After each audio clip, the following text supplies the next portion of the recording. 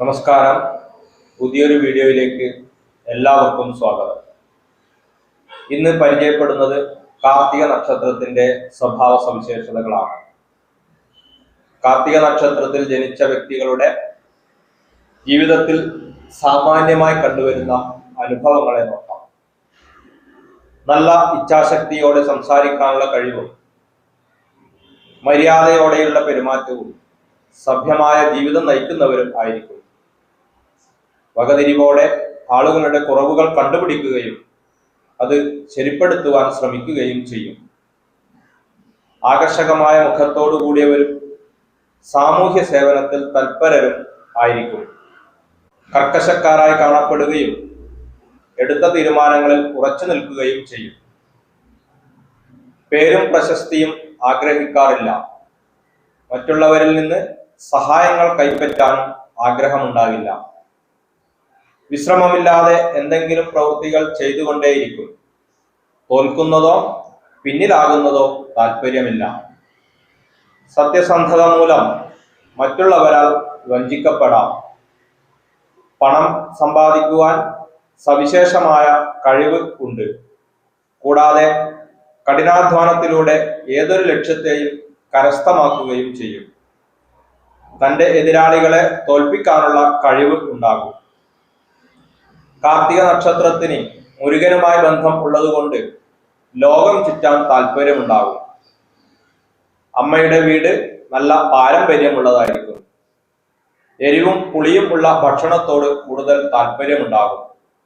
പതിയെ രുചിച്ച് ആസ്വദിച്ച് കഴിക്കുകയും ചെയ്യും. കുടുംബത്തിൽ വിവാഹം വൈകിയവരും ബന്ധം വേർപെടുത്തിയവരും വിവാഹം കഴിക്കാതെ നിൽക്കുന്നവരും ഉണ്ടാകും. എല്ലാ കാര്യങ്ങളും സ്വയം ചെയ്യണം എന്ന് വിശ്വസിക്കുന്നവരും സ്വന്തം കഴിവിൽ മുന്നേറുന്നവരും ആയിരിക്കും. സ്വന്തമായി സ്ഥലം വാങ്ങാനും വീട് വയ്ക്കാനും അതിയായ ആഗ്രഹം ഉണ്ടാകും. ഒപ്പം തന്നെ ഭൂമി സംബന്ധമായ ചില ദോഷങ്ങളും ഇവരുടെ കുടുംബത്തിലുണ്ടാകും. പൂർവികമായ സ്വത്ത് വിട്ട് അല്ലെങ്കിൽ ജന്മസ്ഥലത്തു നിന്നും അകന്ന് താമസിക്കുകയാണെങ്കിൽ കൂടുതൽ നേട്ടം ഉണ്ടാകും. ആത്മീയതയുടെ പാതയിൽ പോകാൻ തീരുമാനിച്ചു കഴിഞ്ഞാൽ പിന്നെ ഈ ലോകത്തിലെ ഒന്നിനും അവരെ തടയുവാൻ കഴിയില്ല.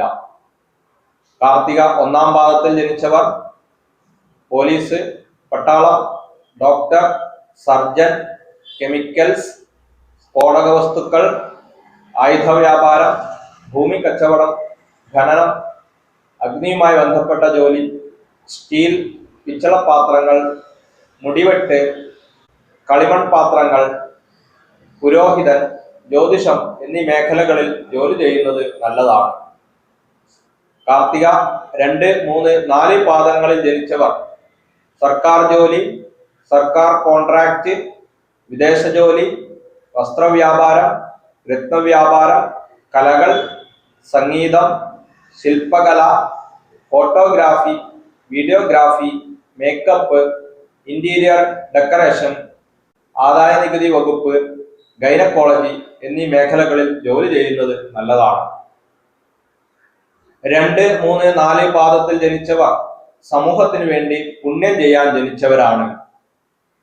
പെൺകുട്ടികൾക്ക് വിവാഹശേഷം ദാമ്പത്യ ജീവിതത്തിൽ പ്രശ്നങ്ങൾ അനുഭവിക്കേണ്ടി വരും.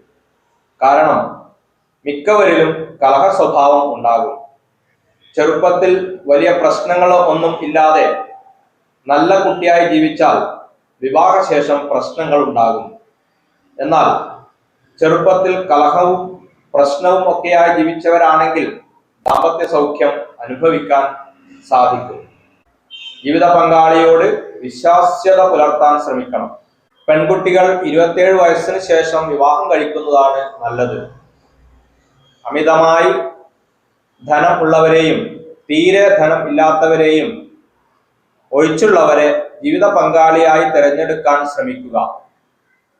ദേഷ്യം വരുമ്പോൾ യഥാർത്ഥ സ്വഭാവത്തിൽ നിന്ന് വ്യത്യസ്തമായ സ്വഭാവം പുറത്തു വരും. ചില സന്ദർഭങ്ങളിൽ ദേഷ്യം വരുന്നത് അച്ചടക്കം കാത്തു സൂക്ഷിക്കാനായിരിക്കും. അതുപോലെ മുൻകോപവും പിടിവാശിയും ഇവരിൽ കണ്ടുവരാറുണ്ട്. സ്വന്തം കുടുംബത്തെ മറന്ന് മറ്റുള്ളവരെ സഹായിക്കാനുള്ള പ്രവണത ഉണ്ടാകും.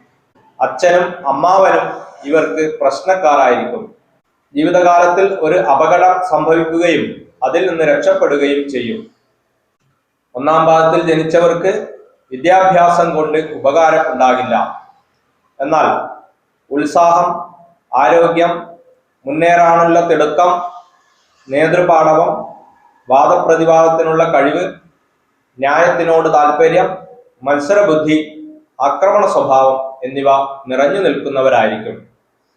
രണ്ടാം പാദത്തിൽ ജനിച്ചവർ നല്ല ആതിഥേയരും കരുണ നിറഞ്ഞു നിൽക്കുന്നവരും ജീവിതം ഉല്ലാസഭരിതമാക്കാൻ ശ്രമിക്കുന്നവരും സന്തോഷമുള്ള പ്രകൃതത്തോടു കൂടിയവരും ആയിരിക്കും. മൂന്നാം പാദത്തിൽ ജനിച്ചവർ മറ്റുള്ളവരുമായി ഇടപഴകാൻ ഇഷ്ടപ്പെടുന്നവരും സുഹൃത്ത് ബന്ധങ്ങൾക്ക് പ്രാധാന്യം കൊടുക്കുന്നവരും സാമർഥ്യം ഉപയോഗിച്ച് മറ്റുള്ളവരെ സ്വാധീനിക്കാനുള്ള കഴിവും ഉള്ളവരായിരിക്കും.